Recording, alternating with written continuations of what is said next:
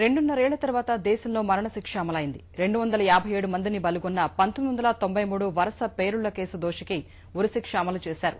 ముంబైలో 12 చోట్ల జరిగిన ఉగ్రదాడుల్లో కీలక పాత్రధారి అయిన యాకూబ్ మెమన్ చేసిన పాపాలకు మూల్యం చెల్లించుకున్నాడు. నాగపూర్ కారాగారంలో ఉరికంబం ఎక్కి ప్రాణాలు వదిలాడు. ముంబై వరుస పేలుళ్ల కేసు పూర్వపరాలేంటి? యాకూబ్కు ఉరిశిక్ష అమలు చేసేందుకు 22 ఏళ్లు ఎందుకు పట్టింది? మెమన్కు మరణదండన అమలు చేయగానే బాధిత కుటుంబాలకు న్యాయం జరిగినట్లేనా?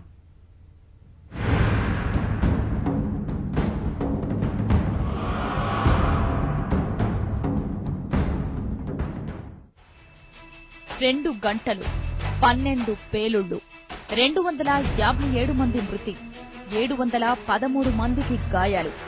ముంబై వరుస పేలుళ్లు సృష్టించిన విధ్వంసమిది. 1993 మార్చి 12న దేశ ఆర్థిక రాజధానిపై జరిగిన ఉగ్రదాడి యావత్ దేశాన్ని భయభ్రాంతులకు గురిచేసింది.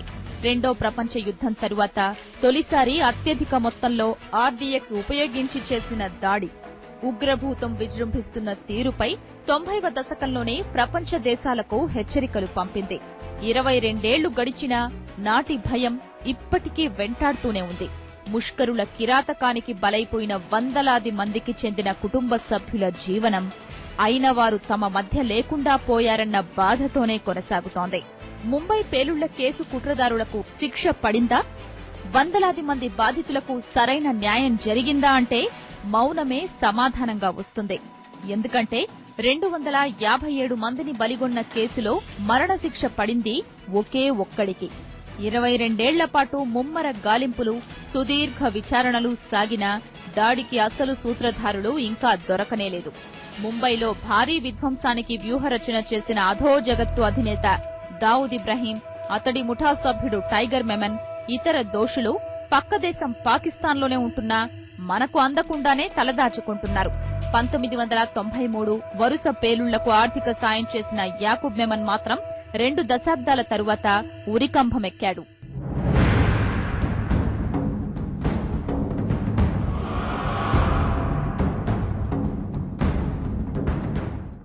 యాకూబ్ మెమన్ వాణిజ్య శాస్త్రంలో పట్టభద్రుడైన ముంబైవాసి. చార్టెడ్ అకౌంటెంట్ గా దేశ ఆర్థిక నిర్మాణానికి తోడ్పడాల్సిన అతడు ఆర్థిక రాజధానిపై దాడికి ఒడిగట్టాడు. సోదరుడు టైగర్ మెమన్తో కలిసి దావూద్ ఇబ్రహీంతో చేతులు కలిపాడు. 1992 డిసెంబర్లో దుబాయ్ వెళ్లి దావూద్ ను కలిసిన మెమన్ దుష్టద్వయం కిరాతక పర్వానికి వ్యూహరచన చేసింది. పేలుళ్ల కుట్రను పక్కాగా అమలు చేయడంలో యాకూబ్ కీలక పాత్ర పోషించాడు. ముంబై దాడి కోసం తనకున్న పరిచయాల ద్వారా 21,90,000 రూపాయలు సమకూర్చాడు. దాడులకు పాల్పడేవారిని సొంత ఖర్చులతో పాకిస్తాన్ పంపి ఉగ్రవాద శిక్షణ ఇప్పించాడు. అంతా సిద్దమయ్యాక 1993 మార్చి 12 దాడికి కుటుంబ సభ్యులతో కలిసి యాకూబ్ కార్యాచరణ ప్రారంభించాడు. బాంబులు పెట్టి పేల్చేందుకు బంధువుల వాహనాల్నే ఉపయోగించాడు. మధ్యాహ్నం 1:30కు బొంబాయి స్టాక్ ఎక్స్చేంజ్ దగ్గర మొదలుపెట్టి ఎయిర్ ఇండియా భవనం వంటి కీలక ప్రాంతాల్లో పేలుళ్లకు పాల్పడుతూ 3 గంటల 40 నిమిషాల వరకు మారణహోమం జరిపించాడు. ఇలా 12 చోట్ల పెను విధ్వంసం సృష్టించిన యాకూబ్ మెమన్ వందల కుటుంబాల్లో తీరని విషాదం మిగిల్చాడు. పేలుళ్లకు ఉపయోగించిన వాహనాలు వంటి ఆధారాలతో ముంబై పేలుళ్ల కేసులో యాకూబ్ పాత్రను పోలీసులు గుర్తించారు. 1994 ఆగస్టు 6న కాఠ్మాండూ నుంచి తిరిగొచ్చిన మెమన్ ను ఢిల్లీ విమానాశ్రయంలో అరెస్టు చేశారు. 1995 జూన్లో విచారణ ప్రారంభించిన టాడా కోర్టు 2006 సెప్టెంబర్లో యాకూబ్ సహా 100 మందిని దోషులుగా తేల్చింది. వీరిలో ఒకరైన బాలీవుడ్ నటుడు సంజయ్ దత్ అక్రమాయుధాలు కలిగి ఉన్న కేసులో 5 ఏళ్ల కారాగార వాసం అనుభవిస్తున్నాడు. 2007 జూలై 27న యాకూబ్ కు శిక్ష ఖరారు చేసిన టాడా కోర్టు అతడితో పాటు మరో 11 మందికి మరణదండన విధిస్తున్నట్లు ప్రకటించింది.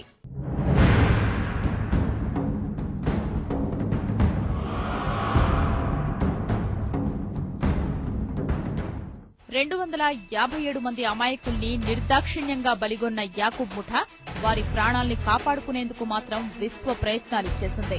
టాడా కోర్టు ఇచ్చిన తీర్పును సవాల్ చేస్తూ తమకు విధించిన శిక్షను తగ్గించాలని అభ్యర్థిస్తూ సర్వోన్నత న్యాయస్థానాన్ని ఆశ్రయించింది. ఈ క్రమంలో ఒక దోషి కారాగారంలోనే మరణించగా మిగిలిన వారితో 10 మందికి పడ్డ ఉరిశిక్షను యావజ్జీవ ఖైదుకు తగ్గిస్తూ 2013 మార్చి 21న సర్వోన్నత న్యాయస్థానం తీర్పునిచ్చింది. యాకూబ్ మెమన్ కు మాత్రం మరణదండన నుంచి మినహాయింపిచ్చే ప్రసక్తే లేదని స్పష్టం చేసింది. రాష్ట్రపతి ప్రణబ్ ముఖర్జీ సైతం యాకూబ్ మెమన్ పెట్టుకున్న క్షమాభిక్ష అభ్యర్థనను 2015 ఏప్రిల్ 10న తిరస్కరించారు. యాకూబ్ ను జులై 30న ఉరితీయాలని టాడా కోర్టు ఏప్రిల్ 29న ఆదేశించింది. అయినా ప్రాణం మీద ఆశ చావని యాకూబ్ మరణశిక్ష నుంచి మినహాయింపు ఇవ్వాలంటూ మరోమారు సర్వోన్నత న్యాయస్థానాన్ని ఆశ్రయించాడు. అతడి అభ్యర్థనను సుప్రీంకోర్టు తిరస్కరించగా యాకూబ్ మహారాష్ట్ర గవర్నర్ను కూడా క్షమాభిక్ష కోసం వేడుకున్నాడు. శిక్ష నిలుపుదల కోరుతూ మరోమారు సర్వోన్నత న్యాయస్థానం మెట్లెక్కాడు. అయితే యాకూబ్ మెమన్ లాంటి ముష్కరులకు ఉరేశారని న్యాయమూర్తులు, రాష్ట్రపతి, గవర్నర్ భావించగా అతడికి మరణశిక్ష తప్పలేదు.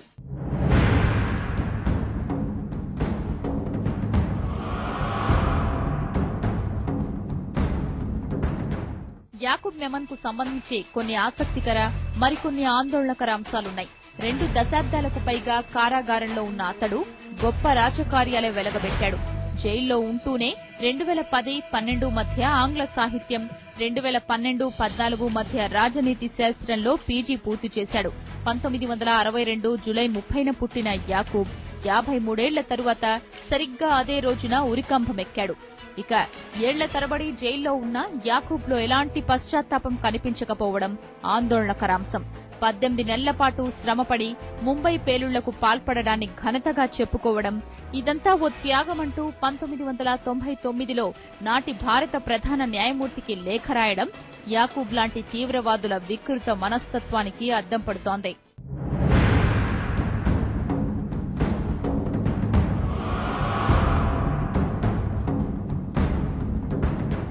యాకూబ్ ఉరితీత యావత్ దేశం ముందు అనేక ప్రశ్నల్ని మిగిల్చింది. ఓ కిరాతకుడికి తగిన శిక్ష పడిందని సంతృప్తి పడాలో, లేక 257 మందిని బలిగొన్న కేసులో 22 ఏళ్ల తరువాత ఒకే ఒక్కడికి మాత్రమే మరణదండన పడడంపై మదన పడాలో ఆలోచించుకోవాల్సిన అవసరాన్ని గుర్తు చేస్తోంది. ముంబై పేలుళ్ల కేసు కీలక సూత్రధారులైన దావూద్, టైగర్ మెమన్, చోటా షకీల్ లాంటి వారు పొరుగుదేశం పాకిస్తాన్లో దర్జాగా తిరుగుతున్నారని తెలిసినా ప్రభుత్వాధినేతలు ఊకదంపుడు ప్రకటనలు చెయ్యడం తప్ప ఏమీ చెయ్యలేని దుస్థితి. ఇందుకు దౌత్యపరమైన అడ్డంకులున్నాయని చెప్పి సరిపెట్టుకున్నా ఈ ఉదాసీనత ముష్కరులు మరింత విజృంభించేందుకు ఊతమిస్తోంది. పరిస్థితిని చక్కదిద్ది ఉగ్రదాడులతో నష్టపోయిన తమకు న్యాయం చేస్తారని, మునుముందు ఇంకెవ్వరూ తమలా అయిన వారిని కోల్పోయే స్థితి రాకుండా చూస్తారని 1993 పేలుళ్ల బాధితులు ఏళ్లుగా ఎదురుచూస్తున్నారు.